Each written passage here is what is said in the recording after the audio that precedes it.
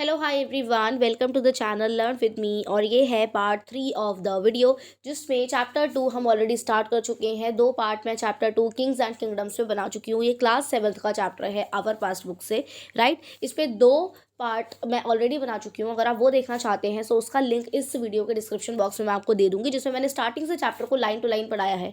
और learn with मी मेरे इस चैनल पे हम लोग लाइन टू लाइन चीज़ों को डिस्कस करने की कोशिश करते हैं, ठीक है, जिससे कि सारे के सारे डाउट क्लियर हो जाए।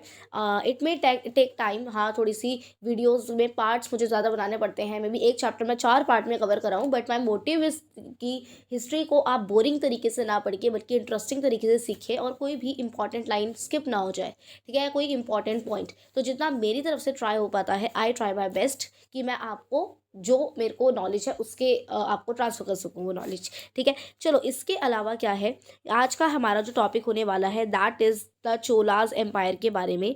अ closer look towards the Chola empire. यहाँ पे लिखा है फ्रॉम उरेयर टू थंजावुर। अब ये क्या है, ये कौन सी दो जगहों के नाम है मैम, और चोला एम्पायर, ये सारी चीज़ें हम डिस्कस करेंगे। मतलब इस वीडियो को देखने के बाद दो जो आपका साउथ की द चोला से रिगार्डिंग कोई भी डाउट है वो क्लियर हो जाएगा। चोला एम्पायर ने कैसे एक्सपैंड हुई, किसने एक्सपैंड करी, और स्टार्टिंग में किसने किसको हराया था, कैसे ये चोला जो नाम है बहुत बड़ा लेवल पे पहुंचा, ठीक है। हमारी अगर आप इंडिया की बात करोगे तो साउथ इंडिया के बहुत ही ज़्यादा इस्टेब्लिश्ड एम्पायर और बहुत ही पावरफुल एम्पायर रही है चोला एम्पायर। तो उसके बारे में हम इस वीडियो में डिटेल में पढ़ेंगे, ठीक है जी।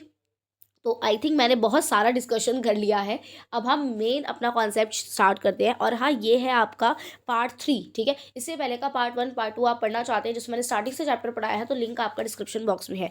तो चलो अब फटाफट से जिसको द चोलास के बारे में पढ़ना है वो हम स्टार्ट करते हैं, ठीक है।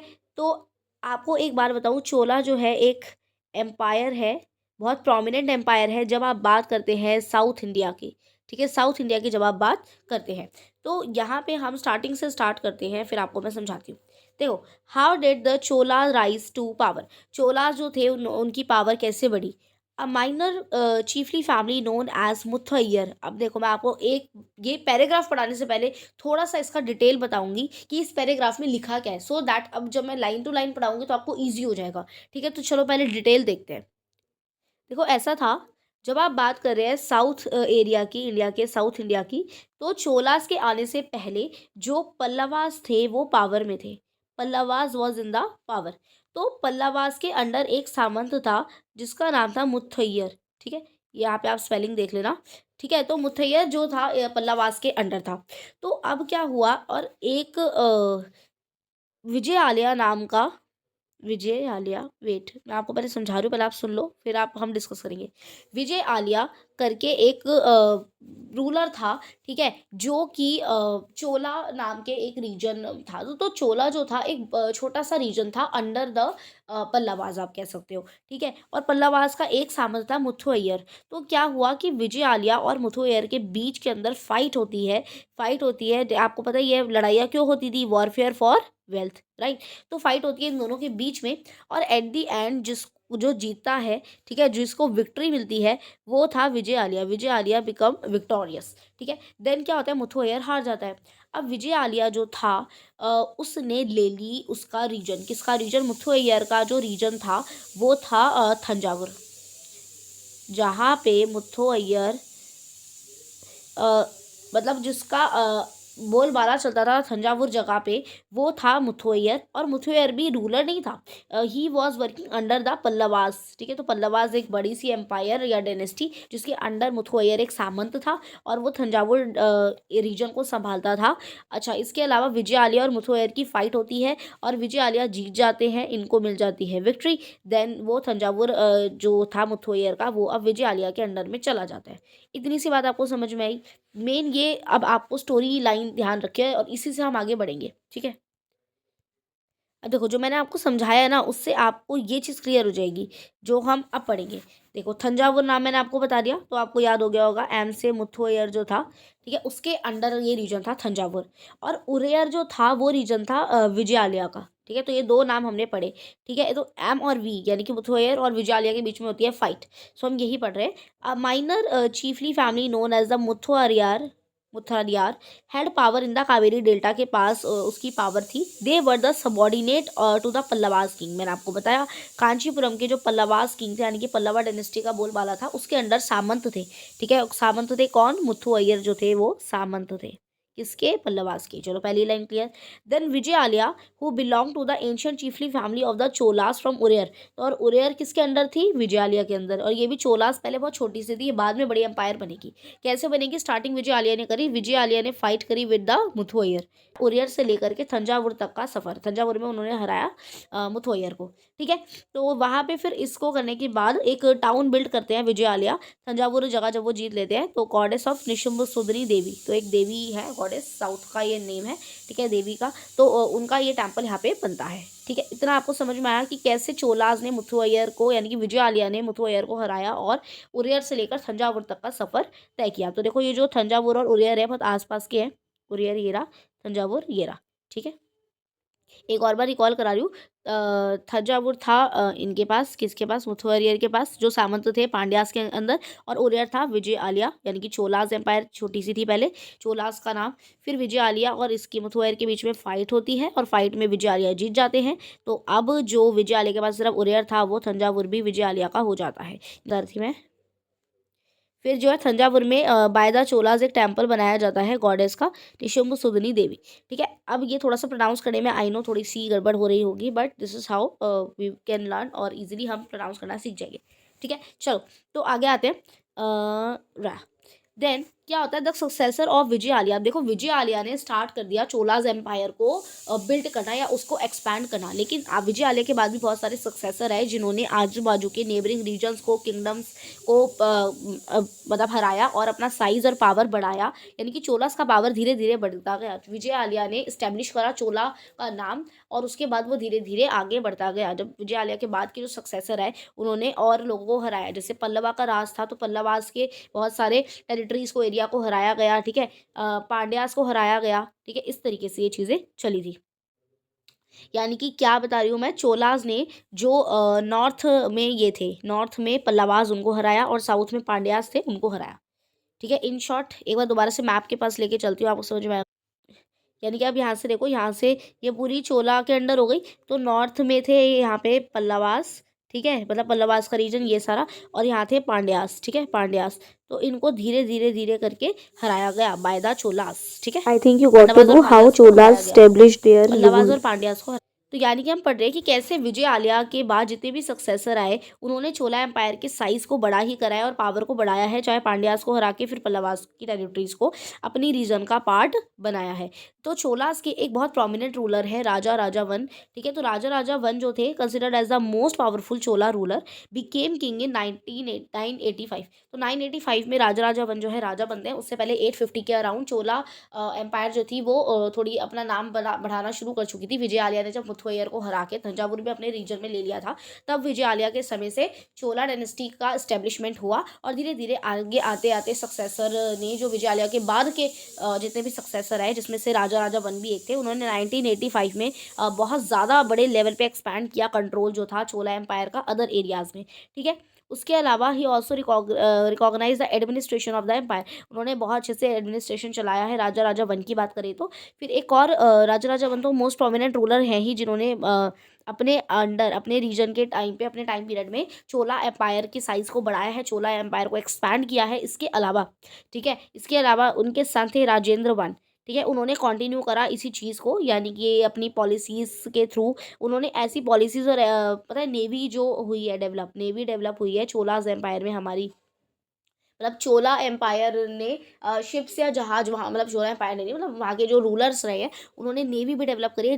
राजेंद्र वन की बात करें तो, और उन्होंने इसके थ्रू गंगा वैली तक अपना इन्वेजन किया, यानी कि पहुँचे गंगा वैली तक, उस वहाँ तक के एरिया तक अपना शासन किया। श्रीलंका हो या साउथ ईस्ट एशिया हो, इंडोनेशिया हो, इन्होंने डेवलप करी नेवी और ये अपना एक्सपेंडिशन करा, यानी कि जहाज के through other other south east एक कंट्री में जाना, इंडोनेशिया वहाँ तक फैलना इन द सेंस वहाँ पे जाके शिप्स के थ्रू जाना, वहाँ पे वॉर करना और फिर जीत जाना और रीजन को अपने अंदर ले लेना। तो ये चीज़ें राजेंद्र वन के टाइम पे नेवी डेवलप हुई है और काफ़ी इन्होंने एक्सपैंड करा है रीजन को। चोला एम्पायर जो थी वो राजा राजा वन और राजेंद्र वन के टाइम पर जो है बहुत ज़्यादा एक्सपैंड हुई है और बड़ी एम्पायर बनी है। तो साउथ की बात करें तो चोला एम्पायर एक बहुत प्रोमिनेंट एम्पायर है। बहुत सारे विजयालय ने स्टार्ट करा इसको, मतलब इसके इस्टेब्लिशमेंट को, इसके नाम को थंजावुर जीत करके, मुथुरैयर को हरा करके, और फिर फ्रॉम उरियर से जो सफ़र शुरू हुआ थंजावुर तक जाते जाते बहुत सारे सक्सेसर आए, और उसके बाद राजा राजा वन राजेंद्र वन ने इस चोला एम्पायर को, श्रीलंका को भी हरा दिया, साउथ ईस्ट एशिया में भी अपना राज चलाया, गंगा वैली तक के एरियाज़ में पहुंचे ये, नॉर्थ तक में, मतलब नॉर्थ में ना गंगा वैली, तो साउथ से लेकर के अपनी नेवीज़ के इन्होंने डेवलप करी और गंगा वैली तक पहुंचे, लड़ाइयाँ करते करते काफ़ी रीजन अपने अंडर ले लिया और चोला एम्पायर का नाम बहुत बड़ा कर दिया। ठीक है, जो आप ये देख रहे हो, ये आप देख रहे हो कितना सारा ये इतना दिखाया गया है, जबकि ये इसके अलावा जो साउथ ईस्ट एशिया, इंडोनेशिया तक ये फैले हैं। ठीक है, इन्होंने अपनी नेवी से जो है ये गंगा वैली तक पहुँचे हैं, ऊपर देखोगे आप। ठीक है, तो यहाँ तक आपको समझ में आया होगा। इसके बाद आगे आते हैं, यानी कि हमने इतना तो समझ लिया कि चोला जो थी वो साउथ ऑफ इंडिया की बात करें तो चोला एम्पायर एक बहुत बड़ी एम्पायर रही है। ठीक है, इसके अलावा अब हम पढ़ेंगे चोला एम्पायर के कुछ और रिलेटेड चीज़ें, जैसे कि वहाँ के स्प्लेंडेड टेम्पल्स, बड़े बड़े आलीशान टेम्पल्स के बारे में, ब्रॉन्ज स्कल्पचर यानी कि जो पीतल की मूर्तियाँ होती थी वो, उसके बारे में हम पढ़ेंगे, जो चोला एम्पायर के टाइम पीरियड में बहुत अच्छी स्कल्पचर्स यानी कि मूर्तियाँ बनाई जाती थी। ठीक है, और बहुत बड़े बड़े टेम्पल्स हैं। अगर आप साउथ के देखोगे, देखो साउथ के टेम्पल और नॉर्थ के टेम्पल में there is differences in the features of the temple, in the architect of the temple. तो वो बात का टॉपिक है जो हम कभी डिस्कस करेंगे। अभी हम बात करें साउथ ऑफ इंडिया में चोला एम्पायर के अंडर में, चोला एम्पायर के टाइम पीरियड में किस टाइप के टेम्पल्स बनाए गए, बड़े बड़े आलीशान, कैसी ब्रॉन्ज स्कल्पचर थी, जो चोला एम्पायर अपने स्कल्पचर, मूर्तियों और टेम्पल्स के नाम से जाना भी जाता है। ठीक है, तो वो हम पढ़ेंगे। आपको अभी तक चोला एम्पायर के बारे में आई होप चीज़ें समझ में आई हों। चलिए आगे आते हैं। So the big temples of the Thanjavur and Gangai Konda Cholapuram. अच्छा, गांगई कोंडा चोलपुरम कहाँ से, आगे बता देती हूँ मैं आपको। राजेंद्र वन को, नहीं सर, राजा राजा वन पे मार्क कर दिया। राजेंद्र वन को एक उपाधि दी गई थी, एक गांगई कोंडा, गांगई कोंडा, और ये उपाधि उन्हें क्यों मिली थी उसके पीछे का रीज़न आपको थोड़ा बहुत नाम से ही पता चल जाएगा। ठीक है, एक बार मैं ये लिख दूँ।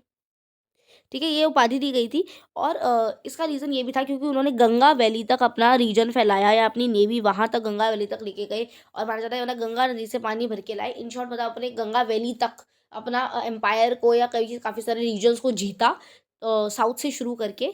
ठीक है, तो गांगई कोंडा भी इन्हें बोला जाता है, किनको, राजेंद्र वन को गांगई कोंडा भी बोला जाता है, और उन्होंने एक स्टेब्लिश करी रीजन जिसको गांगई कोंडा चोलपुरम कहा जाता है।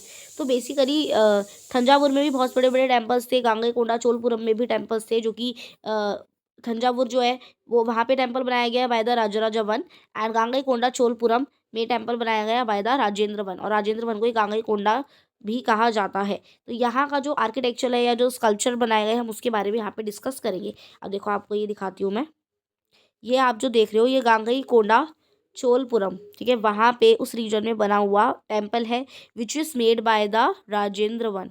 Who was the Rajendra one? Rajendra one was the son of Raja Raja one.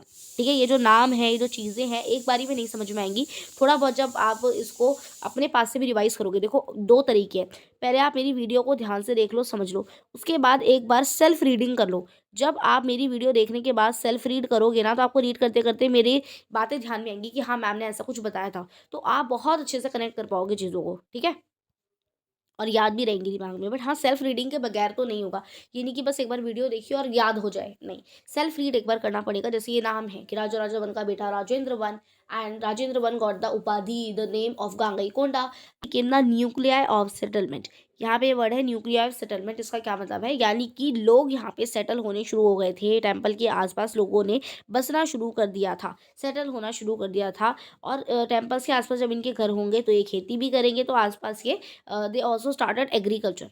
ठीक है, टेम्पल्स के आसपास का, अब यहाँ पे इस पैराग्राफ में ना आप टेम्पल के नियर बाय क्या क्या लोग जो थे, जो सेटल हुए थे, वो क्या क्या काम करते थे, क्या क्या क्राफ्ट पर्सन थे, कुछ लोग म्यूजिशियन थे, कुछ लोग डांसर थे। ठीक है, और कुछ लोग एज अ फार्मिंग का काम करते थे, यानी कि खेती भी करते थे। भी आपको मैं आगे ये भी बताऊंगी कि चोला एम्पायर के टाइम पे, यानी कि चोला के रीजन में एग्रीकल्चर बहुत ज़्यादा बड़े लेवल पे एक्सपैंड हुई है। एग्रीकल्चर बहुत पहले से ही स्टार्ट हो चुकी है इंडस वैली सिविलाइजेशन से, ऐसा नहीं कि एग्रीकल्चर इन्हीं के पीरियड में स्टार्ट हुआ, लेकिन हाँ, इनके पीरियड में काफ़ी ज़्यादा एक्सपैंड हुआ एग्रीकल्चर सेक्टर की बात करें तो। ठीक है, और जिस एरिया में, जिस एम्पायर में एग्रीकल्चर पे ध्यान दिया जाएगा, वहाँ की इकोनॉमी अपलिफ्ट होती है। ये चीज़ हमने काफ़ी बार 6th क्लास में भी पढ़ी है ना। हाँ जी, तो छोला टेम्पल्स जो थे वहाँ पे न्यूक्लियाई ऑफ सेटलमेंट, यानी कि बहुत सारे लोग थे जो मंदिर के आसपास सेटल होने लग गए थे, यानी कि रहने लग गए थे, बसने लग गए थे। ठीक है, अब जो वहाँ पे लोग हुआ करते थे, ठीक है, वो मंदिर के आसपास दे ग्रीव अराउंड देम, यानी कि एग्रीकल्चर मैंने अभी आपको बताया। ठीक है, and these were centres of craft production. Temples के आसपास, यानी कि जो चोला एम्पायर के समय पे जितने भी स्प्लेंडेड टेम्पल थे, आलीशान मंदिर थे, उसके आसपास बहुत सारे लोग सेटल होने लग गए। ठीक है, उसके अलावा सेंटर ऑफ क्राफ्ट प्रोडक्शन भी यहाँ था। ठीक है, जैसे कि इसका मतलब क्या है, इस लाइन का मतलब बताती हूँ। सेंटर ऑफ क्राफ्ट प्रोडक्शन इसलिए था क्योंकि टेम्पल के आसपास, ठीक है, जितने भी लोग रहते थे, there were like, maybe some of them were priest, कुछ गार्लैंड मेकर्स थे, ठीक है, कुक्स थे, स्वीपर थे, म्यूजिशियन थे, डांसर थे। तो all the people who has some art craft का टैलेंट या कोई स्किल, तो वो मंदिर के आसपास थे। क्यों थे? क्योंकि मंदिर के आसपास आपने देखा ही होगा कि अगर जैसे कुछ लोग म्यूजिशियंस बैठे होते हैं, कुछ कुक्स होते हैं, कुछ स्वीपर्स होते हैं, तो ताकि उनका मतलब इट्स लाइक अ बिजनेस और इकोनॉमिक हब फॉर देम। ठीक है, मंदिर के आसपास क्योंकि लोग आते हैं तो फिर उनसे सामान खरीदेंगे, लाइक दैट। ठीक है, उसके अलावा टेम्पल जो था, उसको टेम्पल्स को ना कई बार ज़मीनें दी जाती थी by the rulers, by some landlords, जो बहुत ही जिन्हों बड़े बड़े रिच लैंडलॉर्ड्स थे या रूलर्स थे। तो पहले ये मैंने आपको बताया कि इट शोन एज द कि आप अपनी शानो शौकत या प्रॉस्पेरिटी अपना दिखाने के लिए, लोग जैसे आज कार खरीदते हैं तो पहले टेम्पल्स बिल्ड कराते थे। तो जो राजा महाराजा होते थे वो ज़मीन दान दे दिया करते थे टेम्पल्स को कि हाँ, ये ज़मीन हमने जो है टेम्पल के नाम कर दी। तो अब जो वहाँ पे ज़मीनें थी, तो वहाँ पे लोग आसपास सेटल भी हो रहे थे। तो उन ज़मीनों पे क्या होता था, ज़मीन पड़ी तो रहती नहीं थी। यहाँ पे वहाँ पे वो उस लैंड पर जो थे मेंटेन प्रोड्यूस करते थे कुछ ना कुछ। ठीक है, जैसे कि एग्रीकल्चर सेक्टर इस तरीके से भी बढ़ा टेम्पल के आसपास। ठीक है, इन अदर वर्ड टेम्पल जो थे सिर्फ प्लेस ऑफ वर्शिप ही नहीं थे कि जहाँ पे भगवान की पूजा होती है, साथ साथ वो एक centre of economy, social and cultural life था। कल्चरल लाइफ कैसे? क्योंकि वहाँ पे इतने सारे अलग अलग कल्चर और साथ साथ इतने सारे आर्ट एंड क्राफ्ट थी। इकोनॉमिक हब क्यों है, मैंने आपको बता दिया। ठीक है, एग्रीकल्चर हो रहा है, सोशल मतलब सोशल ग्रुप तो था ही यहाँ पे, हर टाइप के, हर जॉब प्रोफेशन को फॉलो करने वाले लोग थे साथ में। So amongst the craft associated with the temple, देखो, मैंने आपको पहले बताया टेम्पल्स के आजू बाजू क्राफ्ट पीपल हुआ करते थे। साथ साथ ना वहाँ पे मूर्ति बनाने के लिए जो मूर्तिकार होते हैं, मेकिंग ऑफ ब्रॉन्ज इमेजेस, जो पीतल की मूर्तियाँ बनाते थे विद मोस्ट डिस्टिंक्ट फीचर्स, तो वो भी था। और चोला एम्पायर की बात करें तो जो चोला एम्पायर के समय की स्कल्पचर्स है, मूर्तियाँ हैं, ठीक है, ब्रॉन्ज इमेजेस जो है पीतल की जो बनाई जाती थी, वो वर्ल्ड में काफ़ी फाइनेस्ट में से कंसिडर की जाती हैं, फाइनेस्ट ऑफ द वर्ल्ड। ठीक है, और मोस्ट ऑफ द इमेजेस या जो मूर्तियाँ होती थी, यहाँ पे इमेजेस का मतलब यहाँ पे कहने का तात्पर्य है मूर्तियों से, स्कल्पचर से।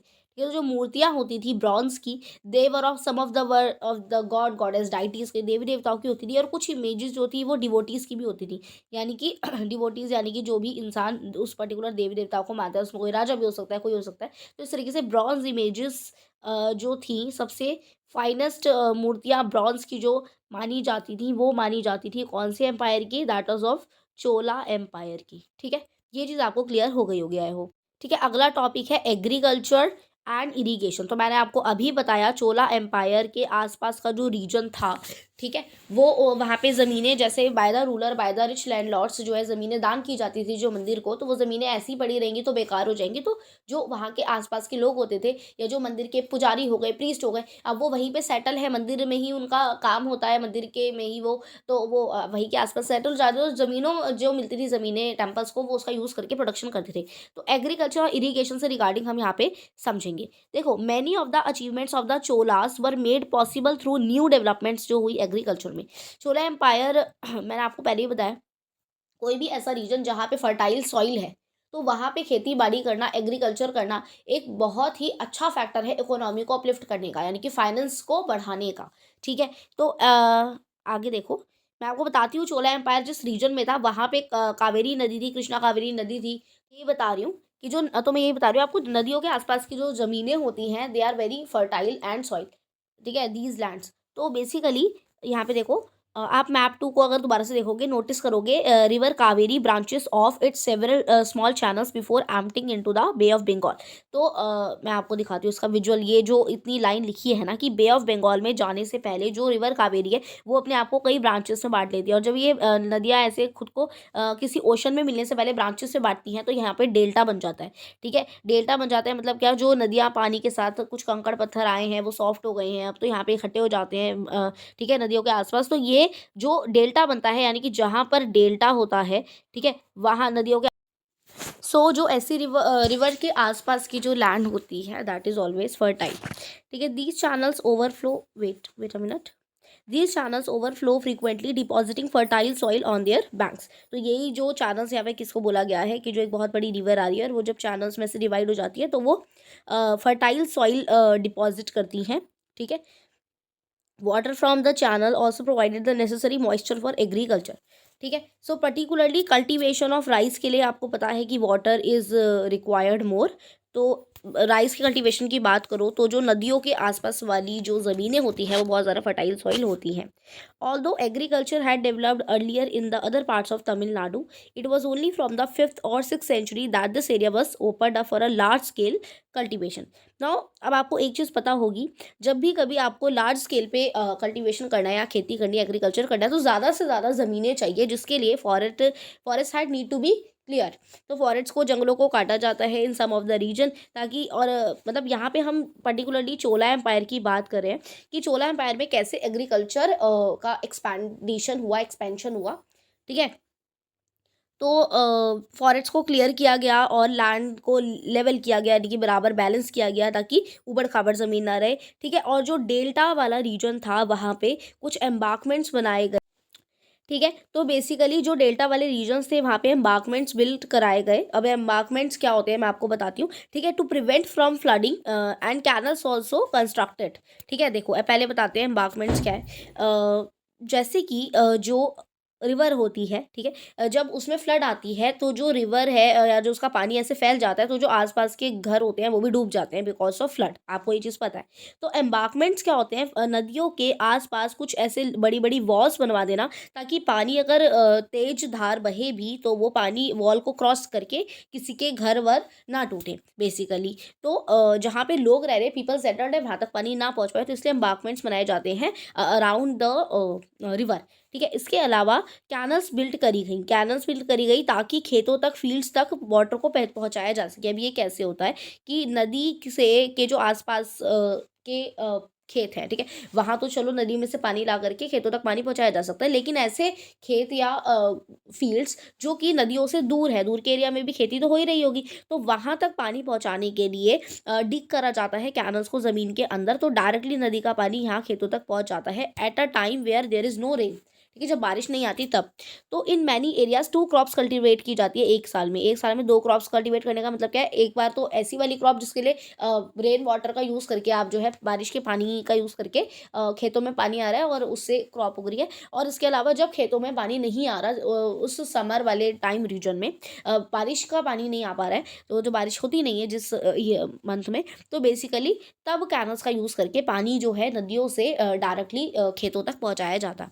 तो यहाँ पे चोला रीजन में कैसे जो एग्रीकल्चर था उसका एक्सपेंशन हुआ, मैंने आपको बताया, फॉरेस्ट क्लियर करे गए। ठीक है, ज़मीन को लेवल किया गया, डेल्टा वाले रीजन की फर्टाइल सॉइल थी तो यहाँ पे एम्बार्कमेंट्स बने, उसके अलावा कैनल्स बनाई गई, तो देयर वर डिफरेंट थिंग्स जो करी गई इन मैनी केसेस। ठीक है, a variety of method were use for the irrigation, सिंचाई के लिए बहुत सारे मेथड्स का यूज़ किया गया, कई जगह पे वेल डगअप किए गए, यानी कि कुएँ, देखो जहाँ पे पानी की अगर पानी खेतों तक नहीं आएगा तो क्रॉप्स कैसे उगेंगी, राइट। तो ऐसा सीज़न जब रेनी सीज़न नहीं है या बारिशें नहीं हो रही हैं तब कैसे क्रॉप्स उगाए, तो बेसिकली कुएं से पानी निकाल के कैनल्स बनवा के ह्यूज टैंक्स बनवाए गए जिसमें रेन वाटर को इकट्ठा किया जाता था for collecting the rain water. ठीक है, प्लानिंग ऑर्गेनाइजिंग डिफरेंट तरीके से की जाती थी। ठीक है, यहाँ पे ये जो मूर्ति आप देख रहे हैं ना, ये जो है एक चोला का ब्रोंज स्कल्पचर, जिस मैंने आपको बताया चोला टाइम पीरियड में ब्रोंज स्कल्पचर, देखिए पीतल की मूर्तियाँ बहुत ज़्यादा बनाई जाती थी, तो ये वही है। ठीक है, अब इसके बाद आप यहाँ पे देख लो। ठीक है, इसके अलावा labor and resources maintaining these works, and deciding how water is to be shared. So most of the new rulers as well as people living in the village took an active interest in these activities. तो चोला empire के समय पे rulers हों या जो लोग हों वो एग्रीकल्चर में या इस सारी एक्टिविटीज़ में इंटरेस्ट ले रहे थे, और एग्रीकल्चर की बात करें तो वो भी चोला एम्पायर में एक्सपैंड ही हुआ है, बड़ा है, इंक्रीज़ हुआ है। ठीक है जी। अब हम बात करेंगे चोला एम्पायर के एडमिनिस्ट्रेशन की, लेकिन हम वो इस वीडियो में नहीं बल्कि नेक्स्ट जो हमारा पार्ट 4 होगा और ये लास्ट पार्ट होगा इस चैप्टर का।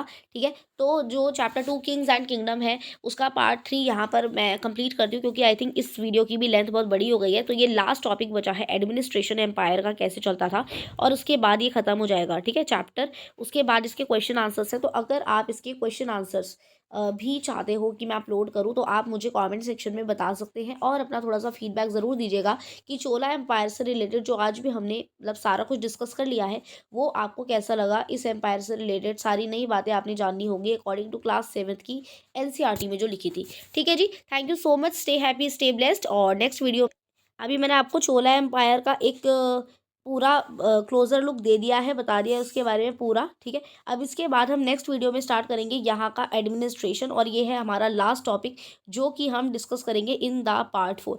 So stay tuned, subscribe the channel, और अगर अभी तक आप वीडियो को देख रहे हो so I am very very grateful and thankful to you, क्योंकि आपको मे भी कुछ समझ आ रहा है इसलिए ही आप इतनी लॉन्ग वीडियो में यहाँ तक आ गए हो। ठीक है, तो और अपकमिंग चैप्टर्स आप कौन से चाहते हो, और हमने 7th क्लास से एनसीईआरटी को स्टार्ट किया है, मे बी हम 8 9 10th ऐसे आगे तक जाएं। लेट्स सी कितने फार ये जर्नी जाती है, let's see how it goes. ठीक है जी, तब तक के लिए thank you so much, stay happy stay blessed. And there is one another channel of mine with the name of Janvi's learning, here is the icon, and if you want you can visit there as well. I will give you the link of that channel in the description box of this video. तो पहले तो मैं आपको description box में इस chapter का 2 का part 1 part 2 का लिंक दूंगी, और ये पार्ट 3 आप देख रहे हैं। इसके अलावा मैं अपने दूसरे चैनल का लिंक भी आपको दूंगी। So if your brother and sister, आप 7th क्लास के हो, आप तब ये वीडियो देख रहे हो, या if any one of you जो आप जिसको जानते हैं जो कि बीएड रिगार्डिंग या टीचिंग एग्ज़ाम के लिए पढ़ाई कर रहे हैं या बीएड का कंटेंट देखना चाहते हैं, तो आप उनको मेरा चैनल सजेस्ट कर सकते हैं। उसके अलावा जानवीज लर्निंग पे we will upload some English content as well, so whatever we can help you with. So yeah, that is it for today's video. So giving you the link of this Janvi's learning channel as well, you can visit there and subscribe that if it is informative for you, and what wherever आप मेरे साथ learn with me पे जुड़े हुए हैं for the NCERT content, तो thank you so much. And tell me in the comment section below आपको videos कैसी लगती हैं, या आपको मेरे साथ एक कनेक्शन बिल्ड हो पा रहा है या नहीं, जो एक टीचर स्टूडेंट्स में होता है, या फिर एक हम सभी let's learn together, right. So we all are learners, we all can learn with each other. So with this positive thinking, I just want to end this video right now, and then we will continue in the next part 4, जहाँ पे हम चोला empire के administration के बारे में बात करेंगे। और अगर आप चाहो तो लर्न विद मी को सब्सक्राइब करने के साथ साथ जानवीज लर्निंग पे भी विजिट कर सकते हो, if you think the video is relatable and informative, और मे बी आपके काम आए, आपके किसी बड़े भाई बहन के काम आए, so suggest them the channel. ठीक है, thank you so much, stay blessed, stay happy, bye bye.